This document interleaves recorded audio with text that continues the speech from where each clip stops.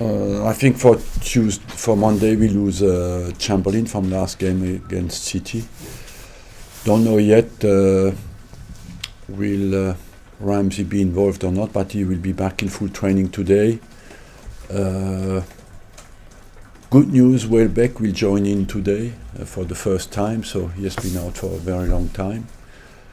And of course Mustafi is still out, as I told you, until beginning of January. Alex Oxlade-Chamberlain, they said won't make the squad, but is there still a bit of positive news with him? Yeah, because it's not very bad, it's a question of days rather than weeks. How have the squad responded to the disappointment last week?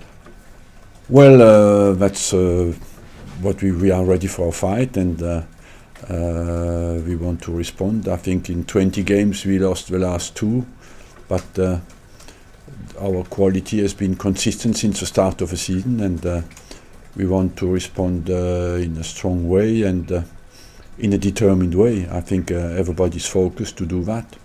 Just finally from me, Tony Pulis's West Brom have had a good start to the season, so how important is it that you don't underestimate them?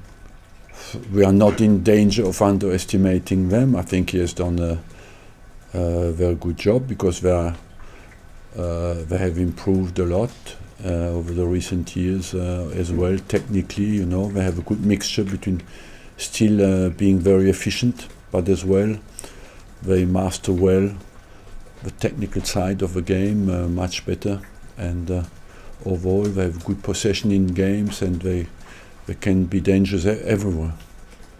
Are they doing things specifically different, West Brom, this season, do you think?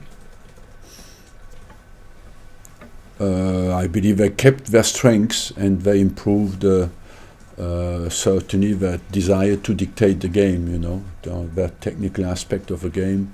To me, they take more initiative, yes. So perhaps an evolution of this team from what they have traditionally been in? Yeah, they have as well now the confidence, the experience of the Premier League, and so overall I believe that that gives them as well. There's an evolution inside the team that pushes, of course, to always wanting more, and they are doing that well because they have good stability in the Premier League. Do you have to evolve in this league? You always have to find ways to change things up and move on and get better? You have always to evolve, there's always a gap between what you aspire to be and where you are, and there's always a gap, and you want always to reduce that gap. Just on Aaron Ramsey coming back, what kind of boost will that be for you? The strengths of Aaron, he's efficient offensively, and he has a high level of activity, and he's a very complete box-to-box player.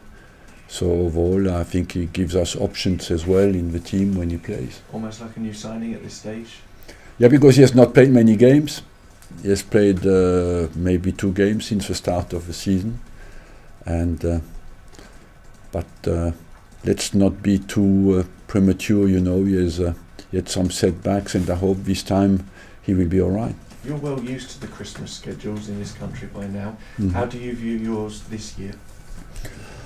It's a bit surprising this year because I don't understand completely the logic of the organisation of the fixtures this season, because this week, for example, last week we played after a European Cup 2 games, 3 games a week. This week we have 8 days without a game. After some teams play on the 26th and the 1st, you have again a complete week over Christmas, what is unusual, and suddenly you play the 1st and the 3rd, 48 hours later.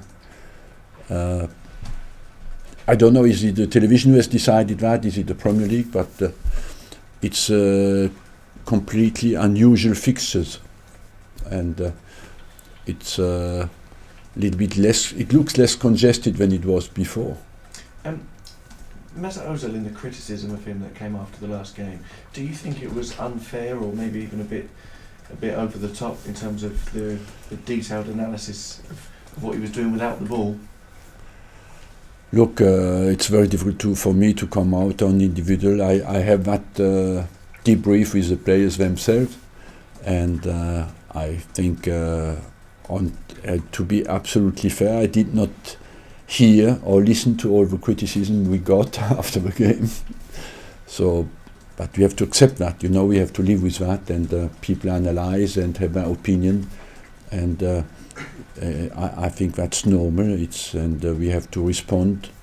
Mesut Özil is an important player. He's a big player, and the big players always respond to criticism on the pitch. But it was said that he was walking around out of possession, and there was a lot of analysis on that part of his game. But what does he bring with the ball that compensates? And do you give him a little bit of leeway when the team doesn't have possession? No, I don't give him any leeway. When the team has no possession, he has to do his job like everybody else, and usually he does it well.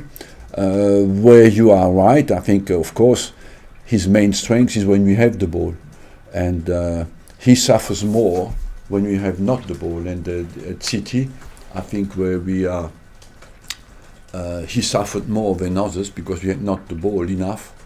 And but unfortunately, if you want the ball, you have to win it back.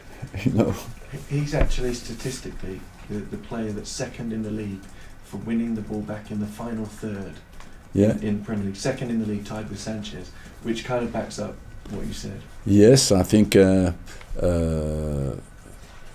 is a guy who works much harder than people think. His body language goes a bit against him sometimes, and it's true, we are a team who wins the ball back high up very well with Sanchez and Özil. That means he does his part of the job very well. Where I agree, we had a deficit at City, is winning the ball back in the middle of the park. When you do not win the ball back immediately, we suffered after to win it back a little bit deeper, and that's certainly what people highlighted in our game. What will you do on Christmas Day?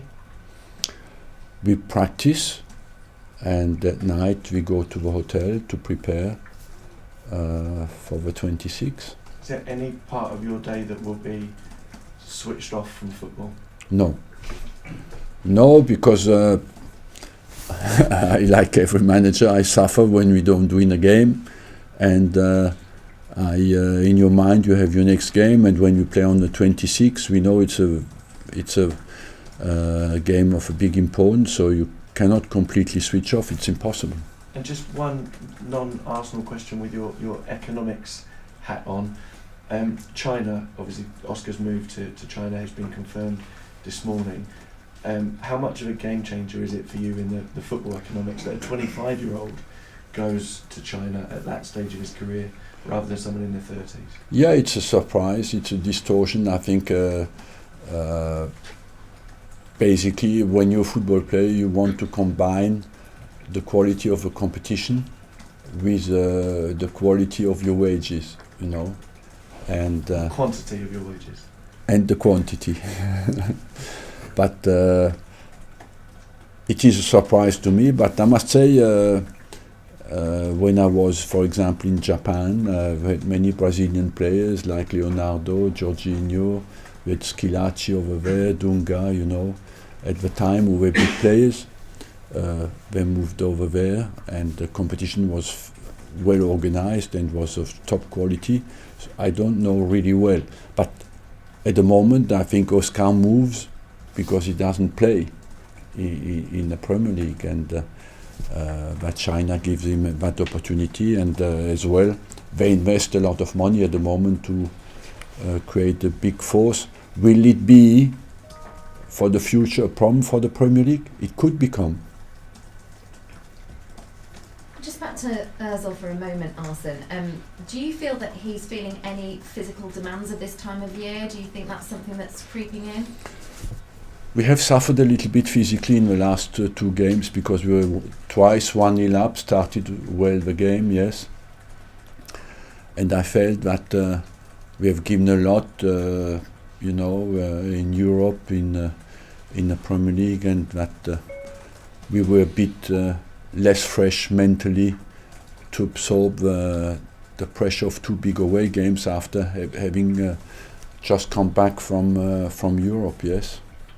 With Danny Welbeck, we've spoken about feeling like you've got new signings with Aaron Ramsey, but is that how you're feeling looking into the new year with Welbeck?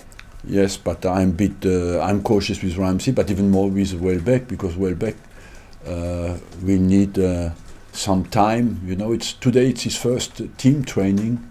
Of course, it's fantastic because for him it's like starting a new career because he has been out for such a long time. So, but I'm a bit cautious with the little setbacks you have when you have been out for a long time. We have to be patient, maybe. When you are getting these players back, and we know that you're very specific about what you would target during the January transfer window, but does it change your mind when you know that you've got players coming back like him? Of course, because it's suddenly, we have Perez, we have Giroud, we have Sanchez, we have Welbeck. Suddenly up front, Walcott, Chamberlain, who is nearly a striker, you know. So we have plenty of options offensively. But defensively? Defensively, we are not in the need at the moment.